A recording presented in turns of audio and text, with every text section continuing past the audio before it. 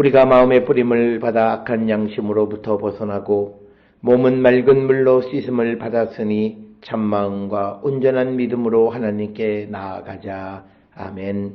전능하사 천지를 만드신 하나님 아버지를 내가 믿사오며 그 외아들 우리 주 예수 그리스도를 믿사오니 이는 성령으로 잉태하사 동정녀 마리아에게 나시고 본디오 빌라도에게 고난을 받으사 십자가에 못 박혀 죽으시고 장사한 지 사흘 만에 죽은 자 가운데서 다시 살아나시며 하늘에 오르사 전능하신 하나님 우편에 앉아 계시다가 저리로서 산자와 죽은 자를 심판하러 오시리라.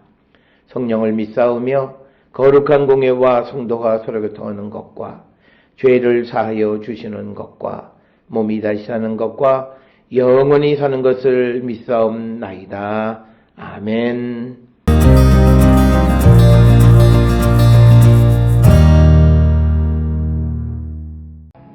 내가 제일 먼저 난 사람이냐? 산들이 있기 전에 내가 출생하였느냐? 하나님의 오묘하심을 내가 들었느냐? 지혜를 홀로 가졌느냐? 내가 아는 것을 우리가 알지 못하는 것이 무엇이냐? 내가 깨달은 것을 우리가 소유하지 못한 것이 무엇이냐? 우리 중에는 머리가 흰 사람도 있고 연로한 사람도 있고 내 아버지보다 나이가 많은 사람도 있느니라. 하나님의 위로와 은밀하게 하시는 말씀이 내게 작은 것이냐? 어찌하여 내 마음에 불만스러워하며 내 눈을 번뜩거리며 내 영이 하나님께 분노를 터뜨리며 내 입을 놀리느냐? 사람이 어찌 깨끗하겠느냐? 여인에게서 난 자가 어찌 의롭겠느냐? 하나님은 거룩한 자들을 믿지 아니하시나니 하늘이라도 그가 보시기에 부정하거든. 하물며 악을 저지르기를 물마심같이 하는 가증하고 부패한 사람을 용납하시겠느냐?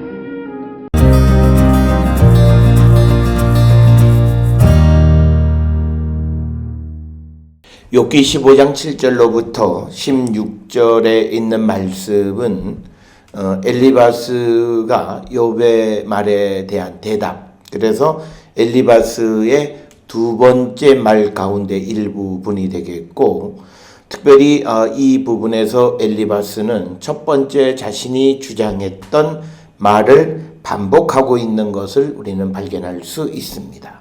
즉 욥기 4장 17절에서 19절 사이에서 엘리바스는 어느 누구도 하나님 앞에 온전하지 못하다라고 하는 그 내용을 15장 14절 15절에서 사람이 어찌 깨끗하겠느냐, 여인에게서 난 자가 어찌 의롭겠느냐, 하나님은 거룩한 자들을 믿지 아니하시나니 하늘이라도 그가 보시기에 부정하거든. 이런 말씀을 통해서 엘리바스는 하나님 앞에서 온전한 사람이 없다. 그런데 자신의 무죄를 주장하는 욥은 결국은 틀린 것이다 라고 하는 것을 우회적으로 표현하는 그런 말씀이 되겠습니다.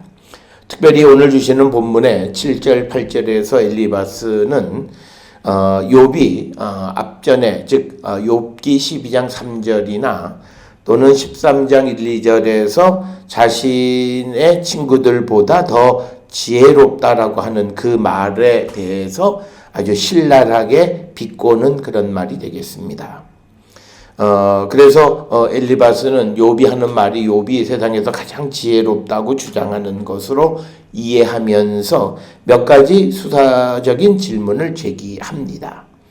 그래서 7절에 보게 되면 내가 제일 먼저 난 사람이냐? 산들이 있기 전에 내가 출생하였느냐? 하나님의 오묘하심을 내가 들었느냐? 지혜를 홀로 가졌느냐? 또 9절에 내가 아는 것을 우리가 알지 못하는 것이 무엇이냐? 또 내가 깨달은 것을 우리가 소유하지 못한 것이 무엇이냐라고 하는 7절, 8절, 9절에서 수사적인 질문을 통해서 욥에 대해서 신랄하게 비난하고 있습니다. 특별히 7절에서는 욥에게 욥 네가 세상에서 가장 먼저 태어난 사람, 즉 산들이 있기 전에 내가 출생한 사람이냐라고 하는 그런 말. 이 말을 통해서 강조하는 것은 뭐냐면 엘리바스는 욥이 가장 지혜로운 자가 아니다라고 하는 것을 강조하고 있고, 그리고 욥보다 먼저 태어난 사람들이 있기 때문에 그 선조들의 가르침을 받아야 한다라고 하는 것을 우회적으로 강조하고 있는 것이 7절에 있는 말씀이 되겠고, 특별히 오늘 본문에 산들이 있기 전이다라고 하는 리프네이 기바오트라고 하는 것은 직역하면 언덕, 여기서 말하는 기바는 산보다는 낮은 구름과 같은 언덕이죠. 그래서 그런 언덕들이 있기 전에 존재했었느냐라고 하는 겁니다. 또 8절에서는 하나님의 오묘하심을 내가 들었느냐, 지혜를 홀로 가졌느냐. 여기서 강조하는 것은 엘리바스가 오직 욥만이 하나님의 지혜를 들은 사람이냐, 그건 아니다라고 하는 거죠. 세상에는 욥 위에도 하나님의 지혜를 가진 자들이 많다라고 하는 것을 강조하는 그런 말씀이 되겠고, 9절에서는 좀 더 직접적으로 엘리바스는 욥에게 욥 당신이 알고 있는 것 가운데에 친구들이 알지 못하는 것, 우리가 갖지 못하는 것이 무엇이냐라고 반문하는 그런 내용. 그래서 7절, 8절, 9절에서 엘리바스는 욥의 대답에 대해서 허무맹랑한 대답이다라고 하는 그런 입장을 드러내는 것이 되겠습니다. 특별히 10절에서 엘리바스는 욥을 위로하는 자들 가운데에는 머리가 흰 사람, 연로한 사람, 심지어는 욥의 아버지보다도 나이가 많은 사람들이 있다라고 말을 함으로써 엘리바스는 욥에게 욥의 위치가 어디인가를 분명히 알라라고 하는 그런 의미로 말을 하고 있습니다. 따라서 10절에 우리 중에 머리가 흰 사람도 있고, 여기서 말하는 머리가 희다라고 하는 것은 연로하다라고 하는 것, 나이가 많다라고 하는 것, 연로한 사람도 있고, 그리고 너의 아버지보다 나이 많은 사람도 있다. 그래서 엘리바스는 자신을 포함한 욥의 친구들의 지혜가 욥보다 뛰어나다라고 하는 것을 우회적으로 말하는 그런 말씀이 되겠습니다. 이어서 11절에 하나님의 위로와 은밀하게 하시는 말씀이 내게 작은 것이냐라고 하는 겁니다. 이것은 욥을 조롱하는 그런 말입니다.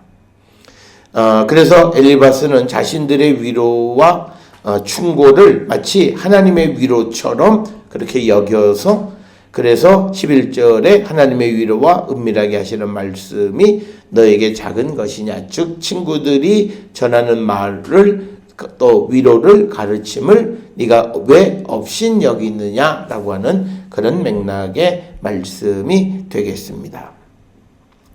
이 말은 엘리바스는 자신이 욥기 4장 12, 16절에서 환상으로 받은 메시지에 대해서 욥이 주의를 기울이지 않는 것에 대한 비아냥거림이 바로 이 말씀이 되겠습니다.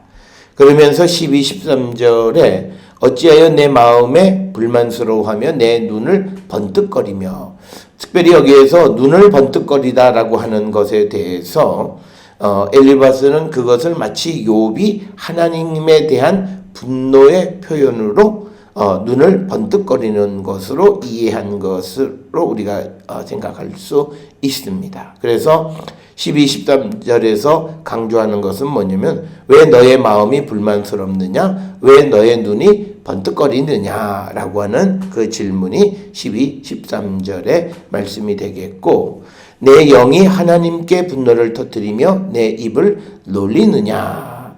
그래서 엘리바스는 왜 욥이 하나님께 분노하고 그리고 입을 함부로 그 불평을 내뱉느냐라고 하는 것, 그것을 다시 한번 말합니다. 그래서 엘리바스는 욥이 이런 불만을 토로하는 가장 큰 이유는 그의 좌절된 자존심 때문이다라고 그렇게 진단하는 것 같고, 이제 14절로부터 16절에서 이 엘리바스는 욥이 욥의 욥이 주장하는 것이 잘못됐다라고 하는 것을 지지하기 위해서 몇 가지 이야기들을 반복하는 내용이 되겠습니다. 그래서 14절에 엘리바스는 인간의 깨끗함에 대해서 수사적인 질문으로 사람이 어찌 깨끗하겠느냐? 여인에게서 난 자가 어찌 의롭겠느냐? 그래서 하나님 앞에 의로운 자가 없다. 또 15절에 하나님은 거룩한 자들을 믿지 아니하시나니 하늘이라도 그가 보시기에는 부정하기 때문이다. 즉 하나님 앞에 부정하지 않은 것이 없다라고 하는 것이고, 그리고 16절에 하물며 악을 저지르기를 물마심같이 하는 가증하고 부패한 사람을 용납하시겠느냐라고 하는 겁니다. 그래서 엘리바스는 인간의 한계 때문에 하나님보다 깨끗하고 의로운 자가 없다라고 하는 것을 강조하면서 욥이 자신이 하나님을 만나서 자신의 의로움을 입증하려고 하는 그 시도 자체가 허무맹랑한 것임을 강조하는 그런 말씀이 되겠습니다. 오늘 주시는 본문의 말씀을 통해서 엘리바스가 욥의 말에 대한 그의 또 다른 두 번째 대답의 말씀을 통해서 우리에게 주는 것은 우리가 누구를 위로할 때에 하나님의 말씀으로 위로하는 자가 되어야 한다라고 하는 것.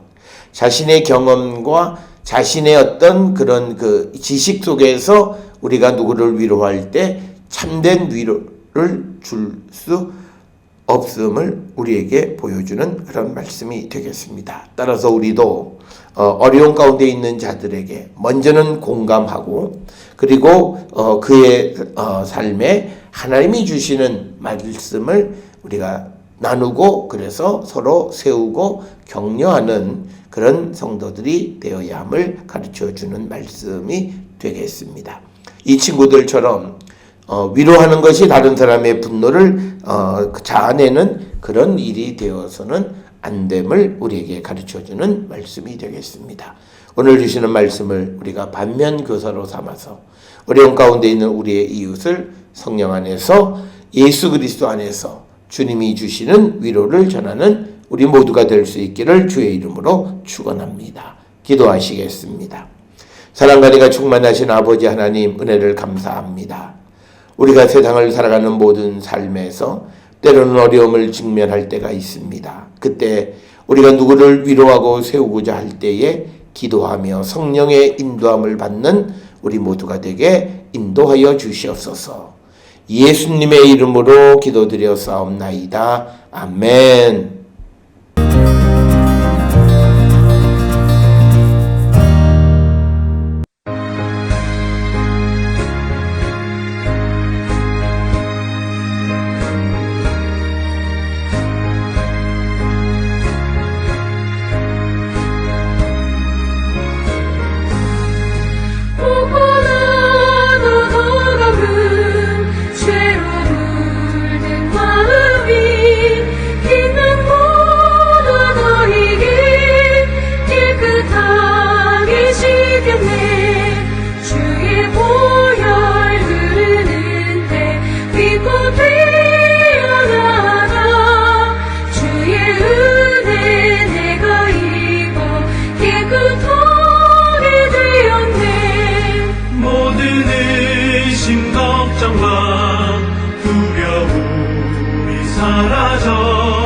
슬픈 탄식 변하여 기쁜 찬송되었네.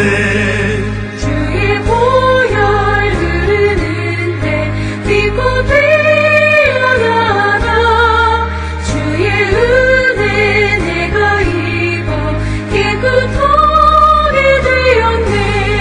세상 복이 영화와 즐겨하던 모든 것 주를 믿는 내게는 분토만도 못하다.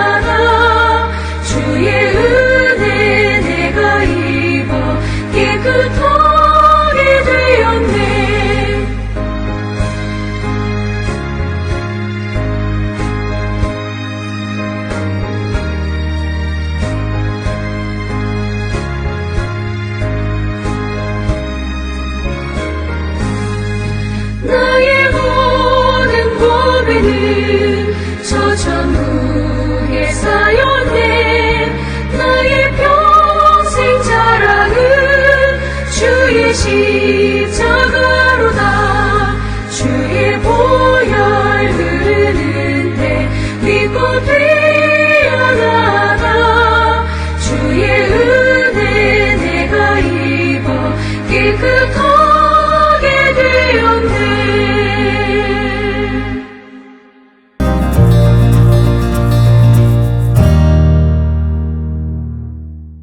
기도하시겠습니다.